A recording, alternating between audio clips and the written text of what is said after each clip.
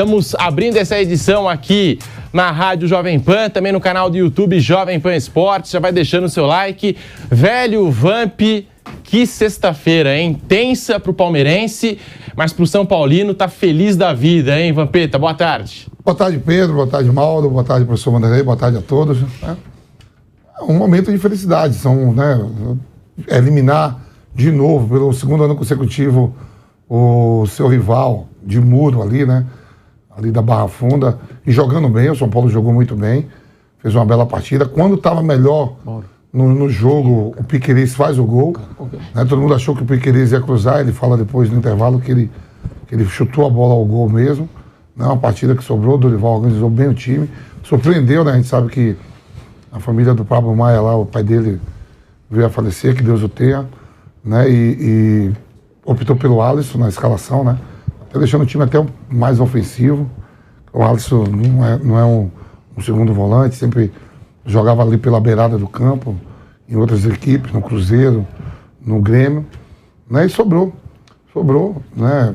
O São Paulo, que, se eu não me engano, Pedro, depois você pode falar melhor, 16 eliminações em confronto de mata-mata ganhando do Palmeiras, né?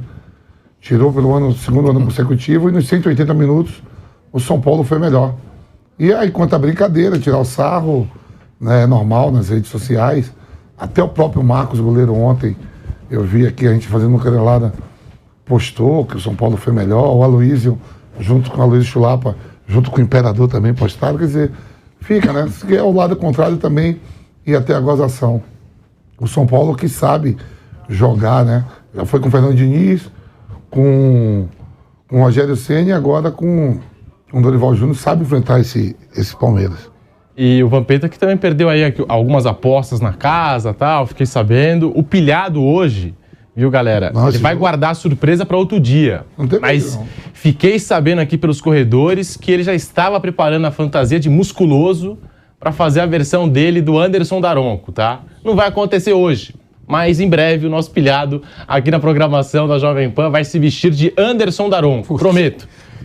É imperdível. Espetáculo, né? Vanderlei Nogueira, Opa. torcedor do São Paulo hoje, como você gosta de dizer, com cãibra no maxilar de tanto sorrir, não é, Vanderlei? Boa tarde. Boa tarde, Pedro. Boa tarde ao Mauro, todos os companheiros, Vampeta, Flávio, toda a turma que está aqui, e a você que nos acompanha. Esse jogo foi um jogo importante, né? Muito importante. Oferecia ao Palmeiras, principalmente ao Palmeiras, que ainda é, sem dúvida, além de ser um dos ricões, né, eu falo sempre isso, é aquele que briga por voos mais altos no futebol. Nesse momento está muito distante do líder do Campeonato Brasileiro, mas todo mundo reconhece o potencial, o que pode fazer o time e o treinador que tem. Mas o momento é uma vitória em 7 jogos. Então aquele mar tranquilo dos últimos tempos, hoje não existe. Isso está muito claro. A fase de jogadores importantes não é boa. O treinador não tem conseguido tirar coelho da cartola. E a direção, representada pela presidente, evidentemente, também está tropeçando no ego. Então a gente pode falar muito sobre esse jogo. Lamento muito, porque a gente estava falando com os meus companheiros, torcida única. É mais seguro, na minha visão, certo? Mas imagine pôr do jogo. É um lamento só, né? E perdeu bem perdido, né? Porque o São Paulo foi melhor no primeiro jogo. E eu falei aqui, os Palmeiras ganhariam as 2 partidas. Acreditava no potencial, friamente. Olha aí, o time de um, o time de outro. Jogo decisivo. O que importa, enfim. Favorito era o Palmeiras. Dentro do Morumbi. Foi uma decepção. Poderia ter tomado de 3 dentro do Morumbi. E ontem, o professor Dorival Júnior mexeu bem no time, o São Paulo não decepcionou, jogou na casa do adversário, jogou bem, poderia ter vencido o jogo, foi prejudicado pela arbitragem. Vou repetir, o São Paulo foi prejudicado pela arbitragem, que erra mesmo contra todo mundo. Né? Então, foi uma noite importante para o futebol. Porque o grandão, tecnicamente, tinha condição de dizer que a fase estava melhorando, dando um bico no arquirrival. E o São Paulo, que o torcedor do São Paulo, o Pedro Marques brincou, e é verdade, felicíssimo com o trabalho do professor Dorival Júnior. A coisa melhorou muito no São Paulo. Vai ser campeão? Não vai ser campeão, mas melhorou muito. Ele está fazendo mais com menos. Numa pindaíba financeira que tem o clube, não pode pensar em contratações importantes, talvez o ideal seja nem contratar. A renda para pagar, né? Pedindo para a torcida apoiar lá, paga. Eu imagino que já devem ter cumprido esse acordo com os jogadores. 2, 3 jogos, né? Essa renda nós vamos pegar todinha e pagar os atrasados. Imagino que isso já deve ter acontecido. Não tenho essa informação, mas deve ter acontecido. E, puxa vida, então foi uma noite que o torcedor de São Paulo, pelas redes sociais, a gente nota, aí a gente é um termômetro, a gente pode tomar o pulso, mostrou muita felicidade pelo momento do São Paulo. É isso, Pedro. Mauro César Pereira, muito boa tarde para você. A análise que você viu desse jogo, a classificação do São Paulo dentro do Allianz Parque, sendo superior ao Palmeiras, mesmo na casa do rival. Mauro, boa tarde. Boa tarde, Pedro, companheiros. O Palmeiras no sábado contra o Flamengo, ele foi superior, bem superior no primeiro tempo. Segundo não, aí a coisa se inverteu. Nesse jogo contra o São Paulo, o Palmeiras não foi superior em momento algum, né? Ele teve até mais volume, ele pressionou e deixou o São Paulo meio que contra as cordas, metade aí do primeiro tempo, mas sem criar grandes situações, né?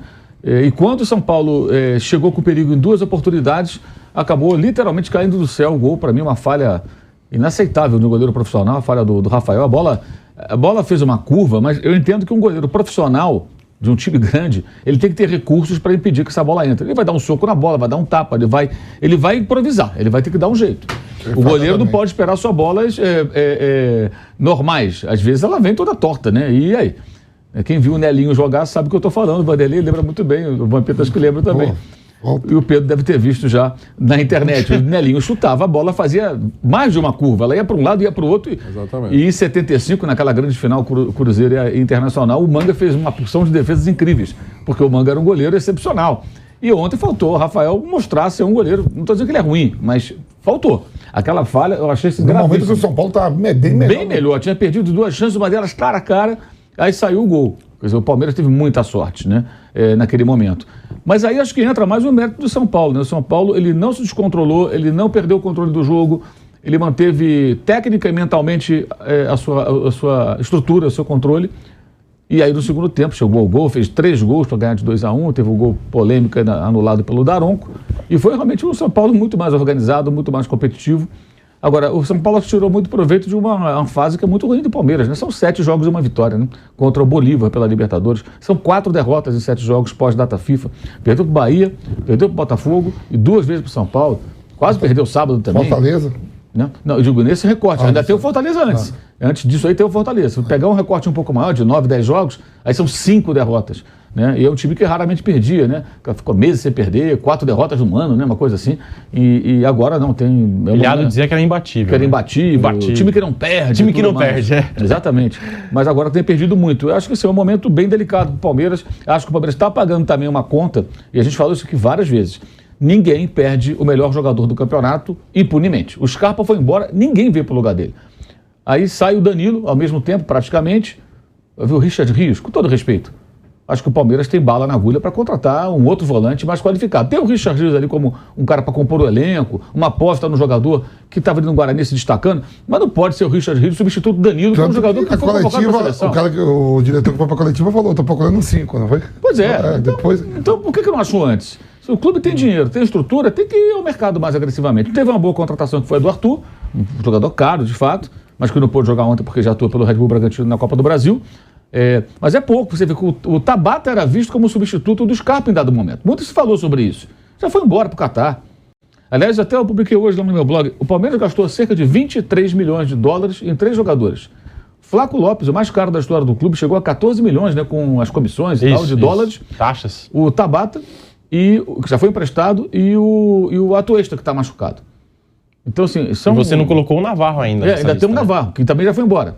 É só esses três, esses três que foram contratados do mercado internacional, né? O Tabata veio de Portugal, o Atuesta veio lá dos Estados Unidos e o Flaco veio da Argentina, custaram cerca de 23 milhões de dólares. Muito dinheiro, né? E assim, não deram retorno nenhum. O Flaco entra, como ontem, no meio do desespero, o cara é grande, né, centroavante, vai lá e vê se baixa um Breno Lopes nele, baixa um Davidson para fazer um gol assim, que foi assim, né? Aquela final contra o Santos, o cara entrou e fez o gol, e o Davidson, o Pitico caiu, ele pimba, fez o gol da Libertadores. Mas não tem acontecido. Então acho que o Palmeiras tem que rever a sua postura no mercado, as suas contratações, porque eu acho que o pessoal não está observando muito bem, não. O Palmeiras tem potencial para muito mais. Eu acho que as reclamações da torcida, independentemente do imbróglio aí de organizada com a presidente Leila Pereira, não estou falando da torcida, o torcedor ele tem motivo para reclamar. Porque se o clube tem grana, ele tem que ser mais agressivo e trazer jogadores de um certo nível. E não foi feito isso, gente. Repito, o Scarpa foi o melhor jogador do Campeonato Brasileiro. Ah, mas tem o Veiga. Gente, o Veiga e o Scarpa é uma coisa. O Veiga sem o Scarpa é outra coisa. Como o Scarpa sem o Veiga também, né? Não seria a mesma coisa. Você tem que pensar que tem que ter os dois. Perdi um, eu vou trazer um outro. Eu vou buscar alguém com qualidade. Que jogador é esse? Aí você vai prospectar no mercado. Você vai, para isso, ter núcleo de análise de desempenho, ter núcleo de observação de mercado. Os clubes investem nisso. Essas contratações toda moda, com a aval do treinador da comissão técnica, né? Pois é, me parece que sim, né? Ele está lá, ele tem plenos poderes. Então, acho que o Palmeiras tem que rever a sua atuação no mercado. Uma coisa é o São Paulo, que não tem bala na agulha para contratar. Então, ele vai no Wellington Rato, ele pega o Caio Paulista, que é um jogador que o Diniz sacou como lateral esquerdo, fez o gol ontem, inclusive, e tem jogado muito bem, mas que era muito marcado pela torcida do Fluminense. Houve até uma recente entrevista coletiva do Diniz, depois de um jogo do Fluminense. Aí alguém perguntou do Caio Paulista. Ah, mas o Caio Paulista está bem no São Paulo. Ele falou, pô, mas a torcida pegava no pé dele. Não tinha condição de jogar. O Didi falou alguma coisa assim. Eu falei para ele, vai tentar sua carreira em outro lugar, você tem que ir embora, porque aqui não consegue mais jogar. Porque a torcida do Fluminense, uma hora, ele estava numa fase ruim, escolheu para Cristo e só pancada no cara. O cara não conseguia reagir. No São Paulo, no outro ambiente, ele está jogando muito bem. Então o São Paulo, se você for olhar, a baixa capacidade de investimento do São Paulo tem alguns acertos interessantes. Esse é um deles. E o Palmeiras, com mais condição, é muito comedido no mercado. Eu acho que é muito comedido. Poderia, não estou falando que tem que gastar muito, mas achar os jogadores certos. E essas duas baixas, era evidente que essa bomba ia estourar, gente. Ah, no estadual, não precisa, tal. Tem o Gabriel Menino. O Gabriel Menino foi barrado ontem. Foi pro banco. Foi pro banco ontem. Eu achei estranho, viu? Porque ele jogou mal contra o Flamengo e tal. O time precisando ganhar e ele sempre arremata bem de fora da área. E bate bem de média distância. No Brasileiro ele fez gol contra o São Paulo. Fez gol contra o Flamengo na Supercopa e gol na final do Paulistão, né? Pois é. 4 gols em 2 finais. E eu acho assim, ele entra até naquele momento do jogo, talvez até por essa possibilidade, um tiro de longe, de acertar. Mas o Palmeiras foi muito mal e eu acho que é o momento assim, de pensar nisso. A janela está aberta. Quais são as carências do elenco, qual é o potencial de investimento que o clube tem e tentar trazer caras de bom nível para dar uma reajustada no elenco. Quando está tudo certinho, o time completo, fase boa, a coisa funciona. Mas o elenco tem carências de fato e o time titular está enfraquecido, gente. Eu vou repetir, perdeu o melhor jogador do brasileiro. O Scarpa, ele é líder de assistência do brasileiro desde o tempo do Fluminense. Quase todo ano ele é o cara que mais dá passe para gol. Mas você perde um cara desse e acha que está tudo bem. Não está tudo bem. Tudo bem, não teve como mantê-lo. Mas tem que buscar alguém para repor. E acho que o Palmeiras, pelo menos a gente imagina, pelas condições financeiras do clube, teria condição. E é engraçado isso, assim, isso que deve incomodar muito o palmeirense.